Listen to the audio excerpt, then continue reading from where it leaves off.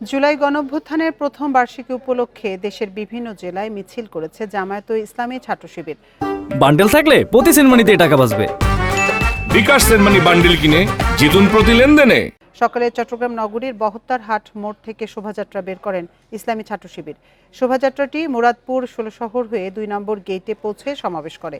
এ সময় দলের নেতারা জুলাই হত্যাকাণ্ডের বিচার ও আহতদের পুনর্বাসনের দাবি জানান।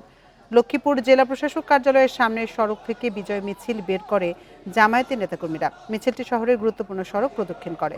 এ সময় শেখ হাসিনা সহ আওয়ামী লীগের দোসরদের বিচারের নিশ্চিতের দাবি জানান জামায়াত নেতারা। নাটোরে মিছিল নিয়ে শহরের প্রধান প্রধান সড়ক প্রদক্ষিণ করে দলের নেতাকর্মীরা। লালমনিরহাটে গণমিছিল ও র্যালি করে জামায়াত। মিছিল শেষে পথসভায় জামায়াত নেতারা আবু সাইদ সহ জুলাইয়ের শহীদদের স্মরণ করেন।